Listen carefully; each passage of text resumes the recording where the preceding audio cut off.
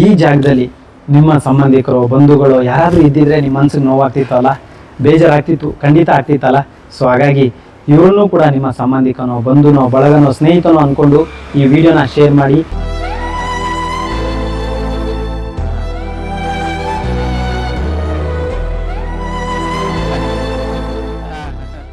ಆ ವ್ಯಕ್ತಿಯ ದುಸ್ಥಿತಿಗೆ ಕಾರಣ ಏನು ಅಂತ ನನಗಂತೂ ಗೊತ್ತಿಲ್ಲ.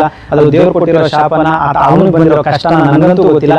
ಈ ವಿಡಿಯೋನ ಅವ್ರ ಮನೆಯವರಿಗೆ ತಲುಪುವವರೆಗೂ ಶೇರ್ ಮಾಡಿ.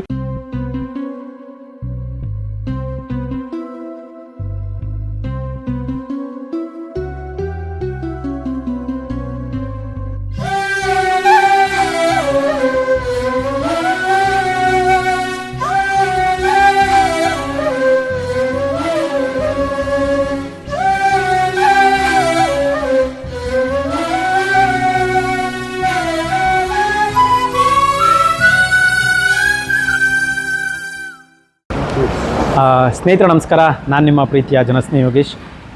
ನಿಜವಾಗ್ಲೂ ಭಾಳ ಬೇಜಾರಾಗ್ತಿದೆ. ಈ ವ್ಯಕ್ತಿಯ ಮಾನಸಿಕ ಪರಿಸ್ಥಿತಿನ ನೋಡಿ ಕೂಡ ಎಷ್ಟೋ ಜನ ನೋಡದೇ ಇರೋ ರೀತಿ ವರ್ತಿಸ್ತಾ ಇದ್ದಾರೆ. ತುತ್ತು ಅನ್ನಕ್ಕಾಗಿ ಪರದಾಡ್ತಾ ಇರ್ತಕ್ಕಂಥ ಈ ವ್ಯಕ್ತಿಯನ್ನು ನೀವೇನಾದರೂ ನೋಡಿದ್ರೆ ನಿಮ್ಮ ಕಣ್ಣಲ್ಲಿ ನೀರಲ್ಲ, ನಿಜವಾಗ್ಲೂ ರಕ್ತ ಬರುತ್ತೆ. ನಿಜವಾಗ್ಲೂ ಅದು ಯಾವ ತಾಯಿ ಎತ್ತು ಮಗನೋ ಗೊತ್ತಿಲ್ಲ, ಯಾರಿಗೆ ಅಣ್ಣ ಆಗಿದನೋ ಯಾರಿಗೆ ತಮ್ಮ ಆಗಿದನೋ. ಇವತ್ತು ಈ ವ್ಯಕ್ತಿಯ ಪರಿಸ್ಥಿತಿಯನ್ನು ಏನಾದರೂ ಅವರ ಕುಟುಂಬಸ್ಥರು ನೋಡಿಬಿಟ್ರೆ ನಾವು ಬದುಕಿದ್ರೂ ಸತ್ತಂಗೆ ಅಂತ ಅಂದ್ಕೊಂಡ್ಬಿಡ್ತಾರೆ. ಯಾಕಂತ ಹೇಳಿದ್ರೆ ಅಷ್ಟು ಕಠಿಣವಾಗಿದೆ ಆತನ ಪರಿಸ್ಥಿತಿ. ನಿಜವಾಗ್ಲೂ ಹೇಳೋದಕ್ಕೆ ಅಸಾಧ್ಯವಾಗಿದೆ.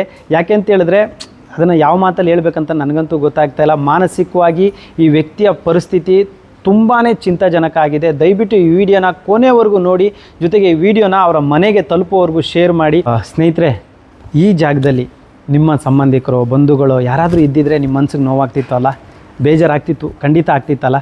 ಸೊ ಹಾಗಾಗಿ ಇವರನ್ನೂ ಕೂಡ ನಿಮ್ಮ ಸಂಬಂಧಿಕನೋ ಬಂಧುನೋ ಬಳಗನೋ ಸ್ನೇಹಿತನೋ ಅಂದ್ಕೊಂಡು ಈ ವಿಡಿಯೋನ ಶೇರ್ ಮಾಡಿ. ಈತನಿಗೆ ಬಂದಿರತಕ್ಕಂಥ ದುಸ್ಥಿತಿ ಇದೆಯಲ್ಲ, ತುಂಬಾ ಚಿಂತಾಜನಕ, ಯಾರಿಗೂ ಕೂಡ ಬರಬಾರ್ದು ಅಂತ ನಾನು ಹೇಳೋಕ್ಕೆ ಇಷ್ಟಪಡ್ತೀನಿ. ಎಷ್ಟೋ ಜನ ನೋಡಿ ಕೂಡ ನೋಡ್ದಲೇ ಇರೋ ರೀತಿಯಲ್ಲಿ ವರ್ತಿಸಿದ್ರು ಕೂಡ ಅವ್ರ ಪಾಲ್ಗೆ ಒಬ್ಬರು ದೇವರಾಗಿ ಬಂದಿದ್ದಾರೆ, ಅವರನ್ನು ಕಾಪಾಡಿದ್ದಾರೆ. KR ಪುರಂನ ಸಂತೆ ಮಕ್ಕಳಲ್ಲಿ ಇವರು ನಿಜವಾಗ್ಲೂ ದೇವ್ರ ಸ್ವರೂಪ ಅಂತ ನಾನು ಹೇಳೋಕ್ಕೆ ಇಷ್ಟಪಡ್ತೀನಿ. ಅವರನ್ನು ರಕ್ಷಣೆ ಮಾಡಿ ಜನಸ್ನೇಹಿ ಆಶ್ರಮದವರೆಗೂ ಕರ್ಕೊಂಡು ಬಂದಿದ್ದಾರೆ. ಆ ವ್ಯಕ್ತಿಯ ದುಸ್ಥಿತಿಗೆ ಕಾರಣ ಏನು ಅಂತ ನನಗಂತೂ ಗೊತ್ತಿಲ್ಲ. ಅದು ದೇವ್ರು ಕೊಟ್ಟಿರೋ ಶಾಪನ ಅಥವಾ ಅವನಿಗೆ ಬಂದಿರೋ ಕಷ್ಟನ ನನಗಂತೂ ಗೊತ್ತಿಲ್ಲ. ಈ ವಿಡಿಯೋನ ಅವ್ರ ಮನೆಯವರೆಗೆ ತಲುಪೋವರೆಗೂ ಶೇರ್ ಮಾಡಿ. ಜೊತೆಗೆ ಕಂಪ್ಲೀಟಾಗಿ ಈ ವಿಡಿಯೋನ ಕೊನೆವರೆಗೂ ನೋಡಿ. ಆ ಥರ ಯಾರಿಗೂ ಈ ಪರಿಸ್ಥಿತಿ ಬರಬಾರ್ದು ಅನ್ನೋದು ಮೂಲ ಉದ್ದೇಶ ಆಗಿರುತ್ತೆ ಅಲ್ವಾಣ. ಸೊ ಇವಾಗ ಅವ್ರನ್ನ ಕರ್ಕೊಂಬರೋಣ. Thank you. ಅವರನ್ನು ಕರ್ಕೊಂಬರೋದಕ್ಕೆ ಹೋಗ್ತಾ ಇದ್ದೀನಿ. ಸೊ ಎಲ್ಲರೂ ಬನ್ನಿ, ಕೊನೆವರೆಗೂ ಈ ವಿಡಿಯೋನ ತಪ್ಪದೆ ನೋಡಿ. ಸ್ನೇಹಿತರೆ, ಇವರ ಮಾನಸಿಕ ಸ್ಥಿತಿನ ನೀವೇನಾದರೂ ಗಮನಿಸಿಯೂ ಕೂಡ ನಾವ್ಯಾರೂ ಮನುಷ್ಯರ ರೀತಿ ವರ್ತಿಸ್ಲಿಲ್ಲ ಅಂದರೆ ನಿಜವಾಗ್ಲೂ ನಾವೆಲ್ಲ ಈ ಭೂಮಿ ಮೇಲೆ ಇರೋದಕ್ಕೆ ಲಾಯಕ್ಕಿಲ್ಲ ಅಂತ ನಾನು ಅಂದ್ಕೊಳ್ತೀನಿ. ನಿಜವಾಗ್ಲೂ ಇಂಥ ವ್ಯಕ್ತಿಗಳಿಗೆ ಕನಿಷ್ಠ ಪಕ್ಷ ಸಹಾಯ ಖಂಡಿತವಾಗ್ಲೂ ನಾವೆಲ್ಲರೂ ಮಾಡಲೇಬೇಕು. ಅಲ್ಲ, ಬಳಗ ಅಲ್ಲ, ಅವ್ರು ಯಾರು ಅಂತಲೂ ನನಗೆ ಗೊತ್ತಿಲ್ಲ. ಆದರೆ ಅವರ ಕಷ್ಟನ ನೋಡ್ತಾ ಇದ್ದರೆ ಅವ್ರಿಗೆ ಸಹಾಯ ಮಾಡಲೇಬೇಕು ಅಂತ ನನ್ನ ಮನಸ್ಸಿಗೆ ಅನ್ನಿಸ್ತಾ ಇದೆ. ಹಾಗಾಗಿ ಅವ್ರಿಗೆ ಸಹಾಯ ಮಾಡೋದಕ್ಕೆ ಮುಂದಾಗ್ತಾ ಇದ್ದೀವಿ. ಈ ಒಂದು ಅದ್ಭುತವಾದಂಥ ಕಾರ್ಯನ ನಮ್ಮ KR ಪುರಂನ ಸಂತೆ ಮಕ್ಕಳು, ಅದರಲ್ಲೂ ದೇವರ ಮಗ ಅಂತಲೇ ಅವ್ರನ್ನ ಕರೆಯೋಕ್ಕೆ ನಾನು ಇಷ್ಟಪಡ್ತೀನಿ. ಸೊ ಅವ್ರ ಕೈಯಿಂದ ಆಗ್ತಿರೋದು ಭಾಳ ಸಂತೋಷದ ವಿಷಯ. ಸೊ ಮೊದಲನೇದಾಗಿ ನಮಸ್ಕಾರ. ನಮಸ್ಕಾರ, ಹೇಗಿದ್ದೀರಿ? ಚೆನ್ನಾಗಿದ್ದೀರಾ? ಸೊ ನನ್ನ ಆತ್ಮೀಯ ಅಣ್ಣ, ಪ್ರೀತಿಯ ಅಣ್ಣ, ದೇವರ ಮಗ, ನಮ್ಮ ಸಂತೆ ಮಕ್ಕಳ ಒಂಥರ ದೇವ್ರ ಥರ ನೀವು. ಸೊ ನಮ್ಮ ಪಾಲಿಗೆ ಸೊ ದೇವ್ರು ಒಳ್ಳೇದು ಮಾಡಲಿ. ನೀವು ಬಂದಿರೋದು ಇವತ್ತು ಅವ್ರನ್ನ ರಕ್ಷಣೆ ಮಾಡಿರೋದು ನಿಮ್ಮ ಬ್ಯುಸಿ ಶೆಡ್ಯೂಲ್ಸು, ನಿಮ್ಮ ಕಷ್ಟ, ನಿಮಗೆ ತುಂಬ ತೊಂದರೆ ಕೊಟ್ಬಿಟ್ಟೆ ನಾನು ಕಾಲ್ ಮಾಡಿ ಇವತ್ತು. ಥ್ಯಾಂಕ್ ಯು ಸೊ ಮಚ್, ಒಳ್ಳೇದಾಗಲಿ. ಸೊ ಕರ್ಕೊಳ್ಳೋಣ. ಇವಾಗ ಮನುಷ್ಯತ್ವ ಇದೆ ಅಂತ ತಮ್ಗೇನಾದರೂ ಅನ್ನಿಸ್ತಾ ಇವತ್ತು? ಇಲ್ಲ, ಅನಿಸ್ಲಿಲ್ಲ. ಯಾಕೆ ಹಂಗೆ ಅನ್ನಿಸ್ತಾಣ? ಮಾರೋರು ಕೂಡ ಮಾರ್ಬೋದು, ಆ ಥರ ಆಗೋಗೋದೆ ಕಾಲ. ಅಂದರೆ ಸಹಾಯ ಮಾಡಬೇಕು ಅಂದ್ಕೊಂಡ್ರು ಮಾಡಬಾರ್ದು, ಮಾರೋಕ್ಕಾಗಲ್ಲ. ಯಾಕಣ ಆ ಥರ ಏನು ಎಲ್ಲನೋ ಒಂದು ಹೋದಾಗ ಯಾರೇ ಒಂದು ಪೊಲೀಸ್ ಇರ್ಬೋದು, ಇನ್ನೊರು ಇರ್ಬೋದು, ನಮಗೆ ಸಪೋರ್ಟ್ ಮಾಡಬೇಕು. ಸಪೋರ್ಟ್ ಇಲ್ಲ, ನಾವು ಈ ಏರಿಯಾ ಬಿಟ್ಟು ಬೇರೆ ಏರಿಯಾ ಕಚ್ಚಲ್ಲ ಅಂತಾರೆ. ಆವಾಗ ಅಯ್ಯೋ ಇದೆಲ್ಲ ಬೇಕಂದ್ರೆ ನಮಗೆ, ನಾವು ಊಟ ತಿಂದಿರ್ತೇವೋ, ನಾವು ಕೆಲಸ ನಾವು ಏನು ಬಾಧೆ ಬಿದ್ದಿರ್ತೇವೋ ಏನು ನಮ್ಗೆ ಗೊತ್ತಿರುತ್ತೆ. ಆ ಟೈಮಲ್ಲಿ ಹಂಗಂದಾಗ ಈ ಕೆಲಸಕ್ಕೆ ಇನ್ನೊಬ್ರು ಸಾಯ್ತಾ ಇದ್ರೆ ನಾವು ಹೋಗ್ಬೋದಪ್ಪ ಅನ್ನೋ ಥರ. 160 ಜನ ಇಲ್ಲಿರೋದು ಯಾವ ಥರ ನಾನು ಕಷ್ಟ ಅನುಭವಿಸಿರ್ಬೋದಣ್ಣ.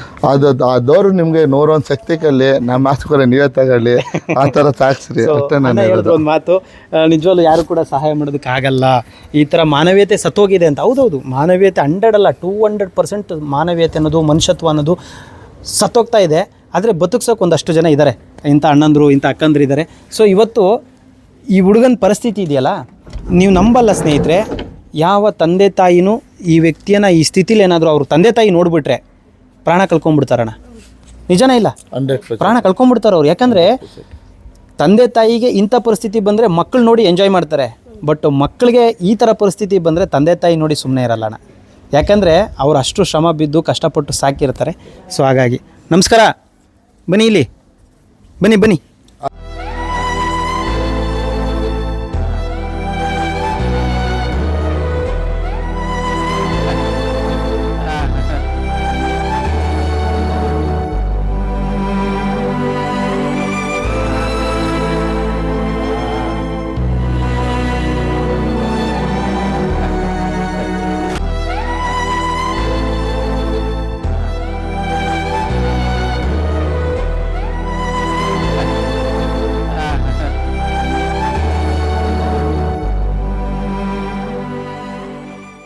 ಎಲ್ಲರೂ ನೋಡ್ತಾ ಇದ್ದೀರಾ?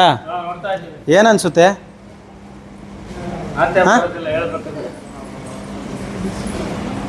ಸೊ ಎಲ್ಲೋ ಒಂದು ಕಡೆ ಯೋಚನೆ ಮಾಡಿದ್ರೆ ಇವ್ರಿಗಿಂತ ನೀವು ಬೆಟರ್ ಅನಿಸ್ತಾ ಇಲ್ವಾ? ಹಾಂ ಅಲ್ವಾ?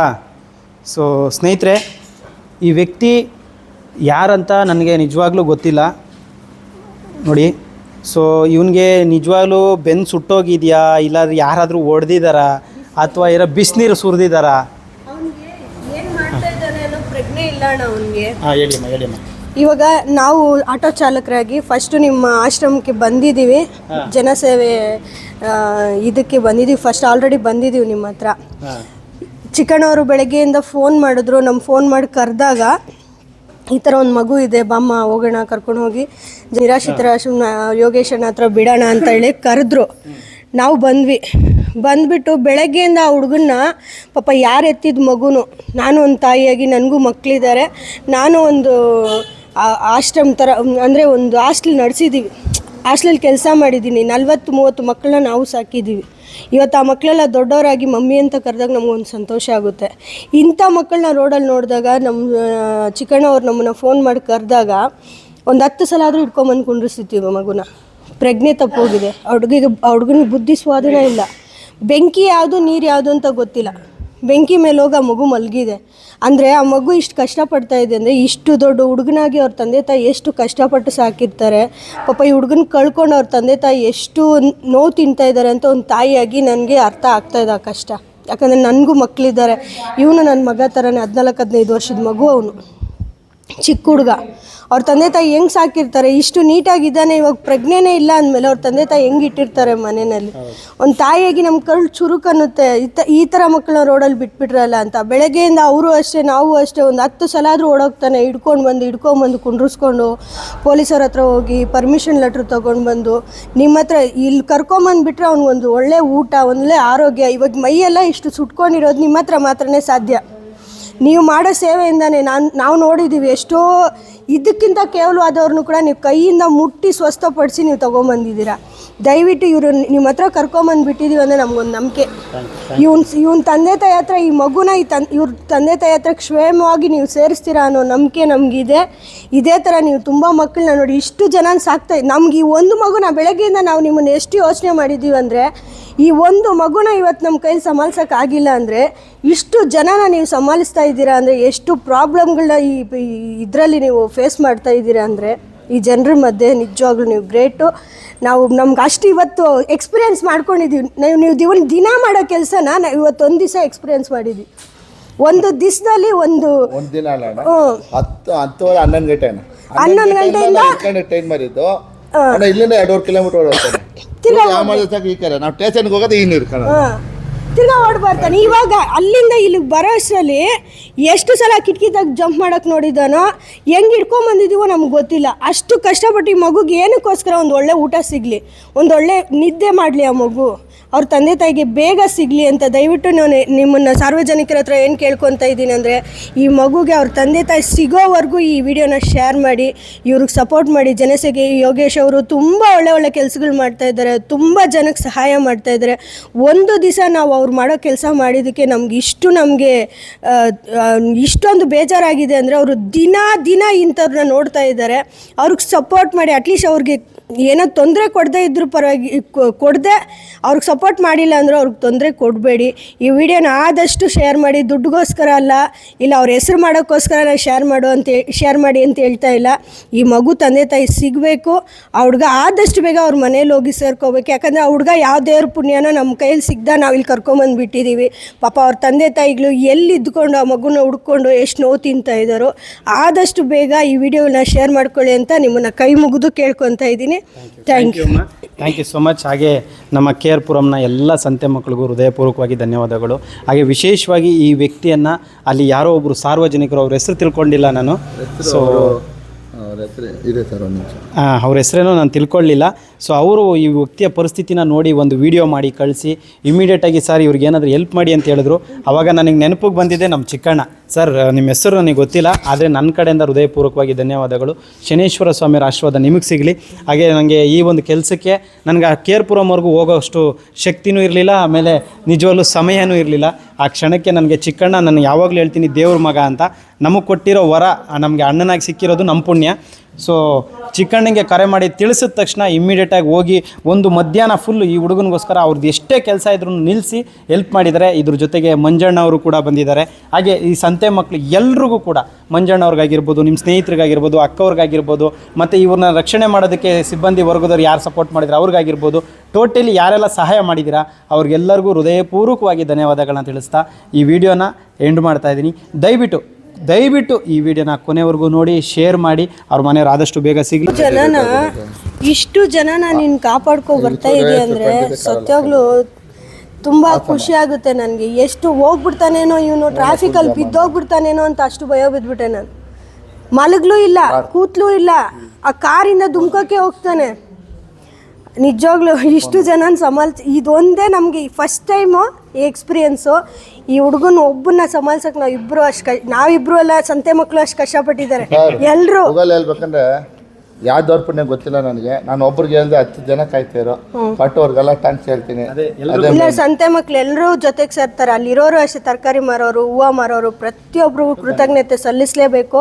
ನಾವು ನಿಮಗೆ ಶನೇಶ್ವರ ದೇವರು ಅಂತಲ್ಲ, ಎಲ್ಲ ದೇವ್ರ ಹತ್ರ ಬೇಡ್ಕೊತೀವಿ ನಿಮ್ಗೆ ಇನ್ನೂ ಶಕ್ತಿ ಕೊಡಲಿ, ಇಂಥ ಮಕ್ಕಳನ್ನ ಇನ್ನೂ ಆಶೀರ್ವದಿಸ್ಲಿ ಅಂತ. ಇದು ತಂದೆ ತಾಯಿ ಬೇಗ ಸಿಗ್ಬೇಕಣ್ಣ, ಅದೊಂದೇ ನಮ್ಮ ಮನ್ಸಲ್ಲಿ. ಪಾಪ ಈ ಮಗು ತಂದೆ ತಾಯಿ ಎಲ್ಲಿ ಹೆಂಗೆ ಒದ್ಲಾಡ್ತಾ ಇದ್ದಾರೋ, ಏನು ಕಷ್ಟಪಡ್ತಾ ಇದ್ದಾರೋ, ಅವ್ರ ತಂದೆ ತಾಯಿಗಳು ಬೇಗ ಸಿಗಬೇಕು. ಮೊದಲನೇದಾಗಿ ತುಂಬ ಧನ್ಯವಾದ ನಿಮಗೆ. ನಮ್ಮ ಆಶ್ರಮದ ಬಗ್ಗೆ ಮತ್ತು ಇವತ್ತು ತುಂಬ ಕಷ್ಟಪಟ್ಟು ಕರ್ಕೊಂಬಂದಿದ್ರ, ಒಂದೆರಡು ಮಾತು ಹೇಳೋದಾದರೆ. ಅಂದರೆ ನಾನು ಹೇಳ್ತಾ ಇದ್ದೀನಲ್ಲ, ಆ ಟೇಷನ್ ಅವರು ನಮ್ಗೆ ಹೆಲ್ಪ್ ಮಾಡಿದ್ರೆ ಸಾಕು. ಯಾಕಂದರೆ ಮನ್ಸಾಕ್ಷಿಂದ ಹೋದಾಗ ಇಂಥ ಊರಿಂದ ಹಿಂಗೆ ಕರ್ಕೊಂಡು ಹೋಗ್ತೀವಿ ಅಂದಾಗ ಅವರು ನಮಗೆ ಪ್ರೀತಿಯಿಂದ ಕಟ್ಕಳಿಸ್ಬಿಟ್ಟೆ. ನಮ್ಮತ್ತವರು ಇನ್ನೂ 100 ಜನ ಉಟ್ಕೊಂತೀವಿ. ನಮ್ಮ ಹತ್ರ 100 ಜನ ಅಲ್ಲ, ಒಬ್ರು ಕೂಡ ಮುಂದೆ ಜೇಕಾಗಲ್ಲ. ಯಾಕಂದರೆ ಭಯ ಆಗ್ತದೆ. ಇಲ್ಲ ಇಷ್ಟು 150-160 ಜನ ನಾನು ಯಾವ್ಯಾವ ಥರ ಕಷ್ಟಪಟ್ಟು ಕರ್ಕೊಂಡು, ಆ ಶನಿದವ್ರು ನಿಮ್ಮ ಜೊತೆಲಿದೆ, అంటే ಆ ಶನಿದವ್ರು ನಿಮ್ಮ ಜೊತೆಲಿದೆ, ಆ ದೋರ್ ಆ ಮಧ್ಯೆ ನಾವಿದ್ದೀವಿ, ಅದು ಫಲ ನಿಮ್ಗೆ ಸಿಗ್ತದೆ. ಯಾಕೆಂದರೆ ನಿಮ್ಗೆ ಆ ದೌರ ಆ ಶಕ್ತಿ ಕಟ್ಟಿದ್ದೇನೆ. ಅದಕ್ಕೆ 150 ಜನ 160 ಜನ ನಿಮ್ಮಲ್ಲಿ ಇದ್ದಾರೆ ಅಂದರೆ ಆ ದೌರು ನಿಮ್ಮ ಜೊತೆಲಿ ನಿಮಗೆ ಆ ಅಪ್ಪ ಶಕ್ತಿ ಕಟ್ಟವನೆ. ಶಕ್ತಿ ಕಲಿತ ಕೇಳ್ತೀನಿ, ಆರೋಗ್ಯ ಬಗ್ಗೆ ಕೇಳಲಿ. Thank you so much. ಎಲ್ರಿಗೂ ಒಳ್ಳೇದಾಗಲಿ, ದೇವ್ರು ಚೆನ್ನಾಗಿಟ್ಟಿರಲಿ. ಆಮೇಲೆ ಈ ವ್ಯಕ್ತಿಯ ವಿಳಾಸ ಆಗಲಿ, ಅಡ್ರೆಸ್ ಆಗಲಿ, ಪತ್ತೆ ಆಗಲಿ, ದಯವಿಟ್ಟು ವಿಡಿಯೋ ಶೇರ್ ಮಾಡಿ. ಎಲ್ರಿಗೂ ಒಳ್ಳೇದಾಗಲಿ, ಶನೇಶ್ವರ ಒಳ್ಳೇದು ಮಾಡಲಿ. ನಮಸ್ಕಾರ.